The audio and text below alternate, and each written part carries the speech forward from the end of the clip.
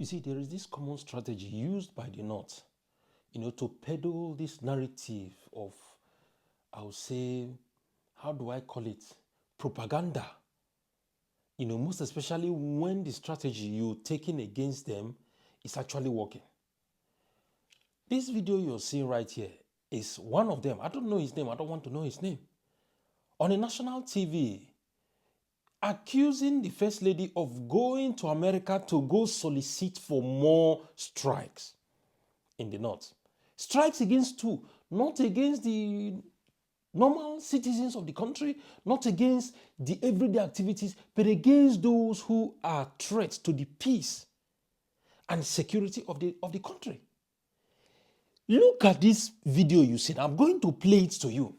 Recently, the wife of the president, the first lady of the country, was in America, and she was calling for more American strikes in the northern, she specifically stated northern part of the country. She didn't call for strikes in the southeastern part of the country that are suffering from the IPOB and sit at home and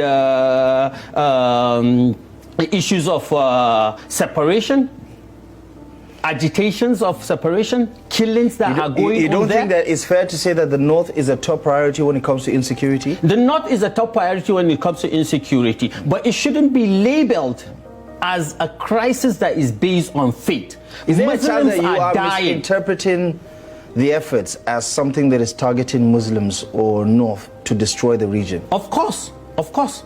It is a deliberate act. But where's the facts? The facts are numerous. Wherever America in the past 20 years has conducted war, it's in Islamic countries. From Somalia to Yemen to... That is just what you just watched. Technically, what he is trying to say is that, trying to compare their activities to IPOB's activities, trying to compare what happens in the North to the agitations of the IPOBs. How does it I do not understand. Honestly, me personally, I don't understand why people seem to compare these two activities. Why do they juxtapose these two activities? These terrorists want to take over your livelihood. They want to take over your life. They want to take over everything, every safety and every freedom that is, that is defined of you. And then when you go after them, you are going after the North. You see, I do not blame these people. Remember, Buhari said it one time that if you go after these people, you are going after us, the North. So whenever you see them come out like this, you should know that you are hitting them hard. Yes.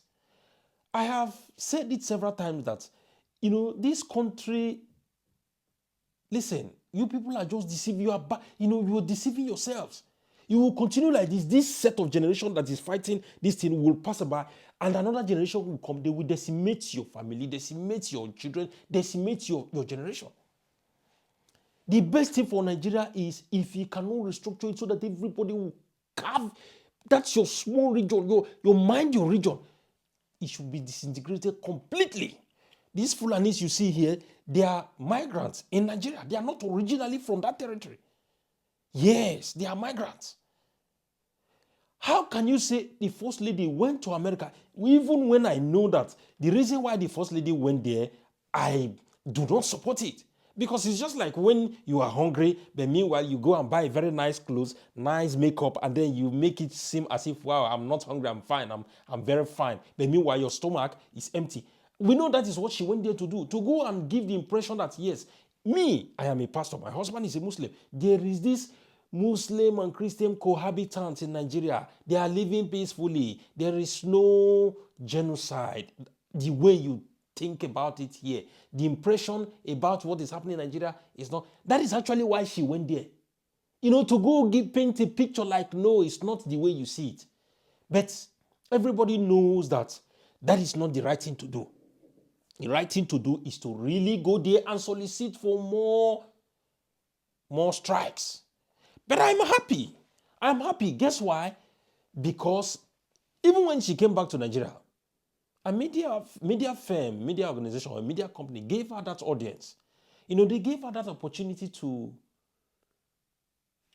grant an interview. Just like some denied her in America, because they thought that, okay, you coming to this place, you are only coming here to drive a narrative. But even though I'm still going to blame them in America, because the power to fabricate that question is in your hands. These powers are in your hands. Design the question in a way that she will actually be able to show herself, whether she's saying the truth or she's not saying the truth.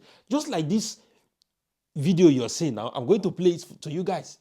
President Trump has also threatened further strikes in Nigeria if they are working with the government in that area. Yeah, so would Nigeria welcome that deeper We U.S. involvement? We did. It was quite a blessing. Whatever is happening, at times, who would have, you said President Trump recognized me. Who would have thought that would happen, to even say the least? So when you look at that, I'm getting global recognition in all of it, despite, and that is what life is all about. If something is going to be good, it will come from, the rebels, and it starts like that. And then we have that attention, we have the conversation going, and we expect, there will be more, it's going to yield a better fruit for us, and both for us and also America. President Trump. Well, just like you just watched now, you can see in the video, she's trying to be, technically diplomatic. What do you have to say about the American strike? Is it that Americans are trying to launch another one? Are they trying to... instead of you to say yes, she said they are working with the government. They are working with the government. And then they asked you one question and then you moved into another question. Right? They asked you this, you're talking about this. I understand what you're trying to do, not to try to offend some other persons, but they will not see it the way you see it because their brain, you get what they arrange, they mix their brain. They use kunu and burantashi, take mix up. They cannot understand that. What they only understand is that they see the weakness, they see that they fear and, your technicality, and then they assume that you are afraid, and then they will accuse you of that thing which you are trying to avoid. That is how they behave. Yes, everybody saw it. She was trying to be, diplomatic, trying to be politically correct, not to offend some group of persons. But you saw their interpretation towards it, that she went there to solicit for strikes. Why not?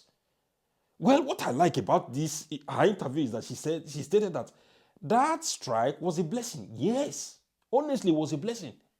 Because if it was not, by now, everybody knows what is happening, what would have happened. I'm going to report to you the latest about what just happened in Kwara. Few weeks ago, days ago, we all saw the massacre that happened in Kwara because they said, okay, this Kwara we will use, enter us, we will use one to enter Yoruba land. We say bye-bye to Sharia, and now they are now descending on them. They have fully, map out their strategy on how to descend fully on Kwara. As we speak, call a spade a spade. Take a bull by the horn. Because that is the language, the best language these people understand. Take it by the horn and then do what you have to do. They did all this narrative, all this blackmailing. They did it to Jonathan. Not until they kicked him out, brought in Buhari, and Buhari, in collaboration with Obama, empowered these people. And then look at where we are today. Tell me what you think. Don't forget to tell me what you think on the comment section. Like and share. If you have not subscribed to this channel, please do so. And see you again on our next update. Have you subscribed? I'm waiting for you. Do it now. Bye.